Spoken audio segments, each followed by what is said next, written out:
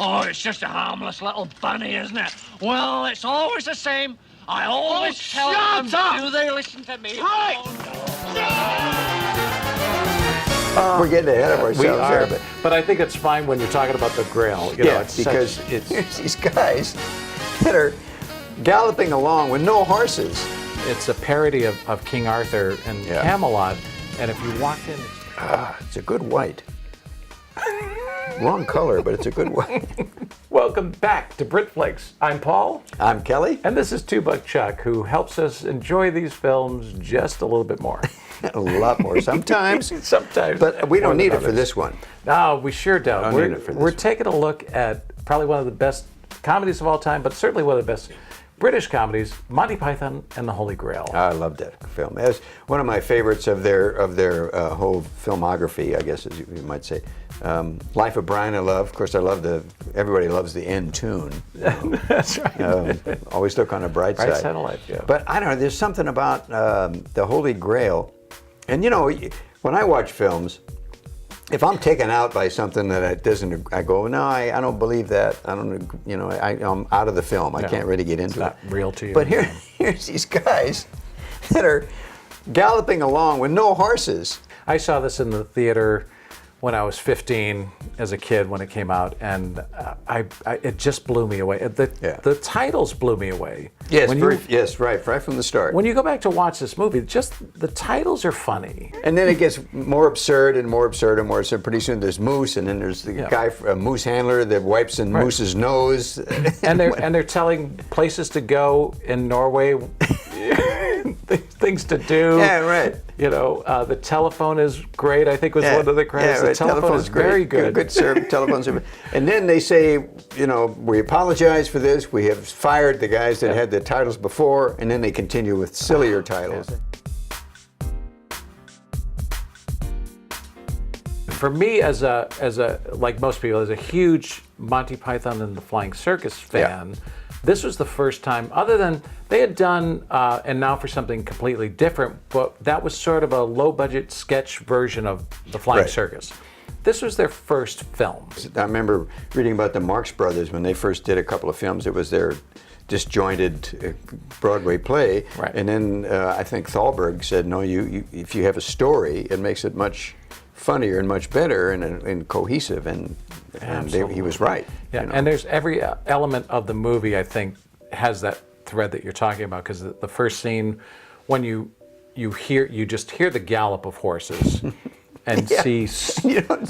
I don't think in any film, I would argue, there's no film that used smoke more than this film. But you just see smoke and hear the gallop, and then you see.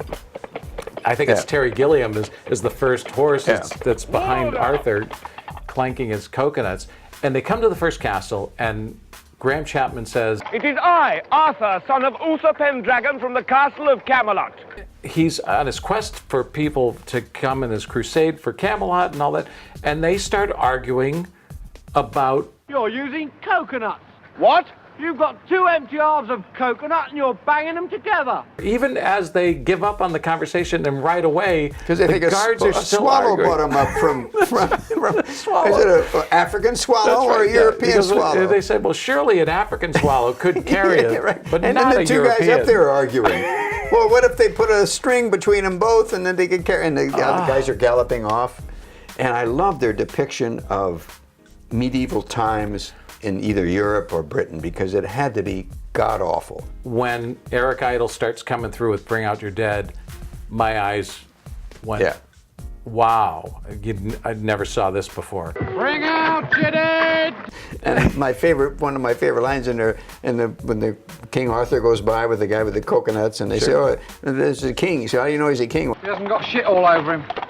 It just sort of says that, and you don't see too many movies in those days, you know, when they depicted it, how dirty people were and how horrible conditions were. Because the Pythons all wrote the movie. You know, they're all contributors to the movie, and directed by Terry Jones and Terry Gilliam. They really know their stuff. Yeah. This isn't just somebody go, oh, let's do a spoof of King Arthur and have some fun and have some cartoon birds coming through. Yeah, remember when he argues They with really the know peasant their stuff. about the king, and he said, "I'm the king." The woman came out of the lake and gave me. What are you talking about? Some tart coming out of the right. water. So you're the king. He goes, "That's no basis for a system of government." Yeah, right. And there's a whole long logical argument that the peasant has about that. I love that. Yeah, I love films that take comedy from. It's like a circle to me. The farce, all the way from the satire, goes all the way around and comes back to the farce. Yes. Strangelove was like that to me.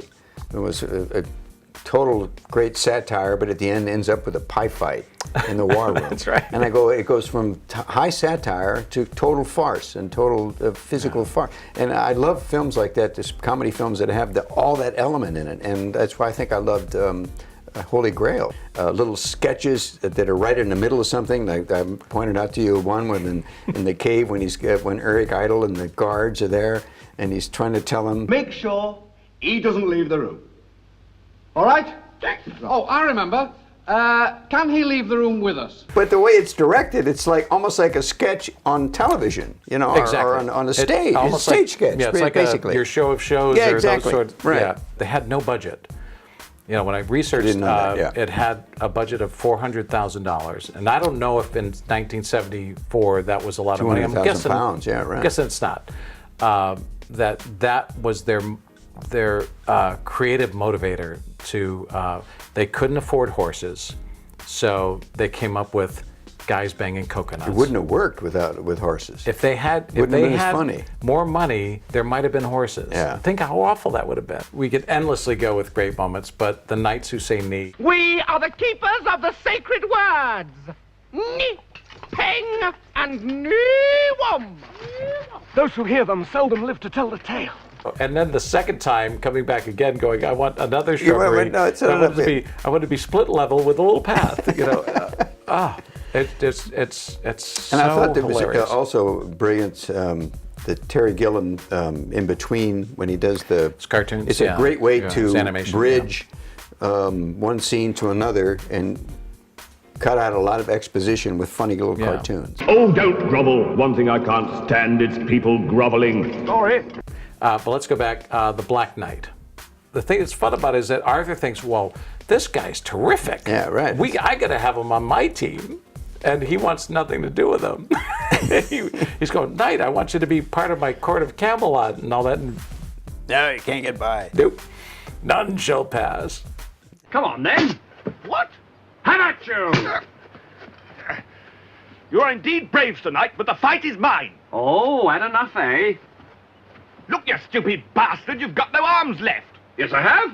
And again, as a kid watching the movie, I went, this is the funniest thing I've ever Yeah, seen. because I don't remember seeing stuff like that in comedies where they had limbs being chopped off and blood spurting out I think that's true, yeah. Yeah, for comedy, for comedy's sake. It was now, of course, you do. It but- was gory and funny at the same Oh, time. very funny, and very then funny. left with no limbs. no and legs, come no back and legs. Come back, I'll bite your legs. John Cleese as the French guard. Oh yeah. Again, as a kid, who doesn't like a fart joke? I fart in your general direction. When you watch it over and over, there's so many things that he's saying there. I burst my pimples, and there's right. so many, many little lines that you're going, this is hysterical. Yeah, right. Yeah. They look like they had a lot of fun doing it. I just saw the Python reunion tour last summer. Oh. I saw them at the O2, and these guys are, it's the Beatles. They're the Beatles of comedy, and they were still great at 75 or their respective ages last year. But seeing them in 1975 in Holy Grail, you can't go wrong. No. Yeah. That was a great film. So it's great talking about Monty Python and the Holy Grail. Yeah. Since we started doing our Brit Flix show, I reconnected with a friend online, my buddy Peter Cabral, who I grew up with back in the East Coast. And out of the blue, last year, Pete sent me a couple of movie books, just thinking, I think you might enjoy this. And it's the Monty Python and the Holy Grail book. Wow. And it's That's a script? It's the shooting script. Oh my God.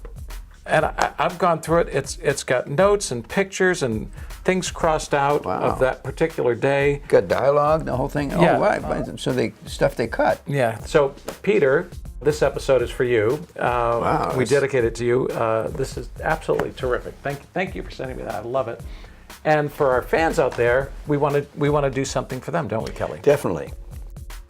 We have the special edition of Monty Python and the Holy Grail. It's a 2-disc set. If you would like to win a copy of the special edition of Monty Python and the Holy Grail, leave a comment on this video. You can leave any sort of funny comment, because we're talking Monty Python. Anything. What's your favorite Python moment? You know, Yeah. why don't we make it that? I want to see a bunch of really good Monty Python comments on this video. It'd be fun to see. So Kelly, I think Monty Python and the Holy Grail. Oh, definitely. Two Chucks up. Definitely. I'm Paul. And I'm Kelly. And this is Chuck. And we want to thank you for watching Brit Flix. Great. There we go. Yes. Can't go wrong with the Python.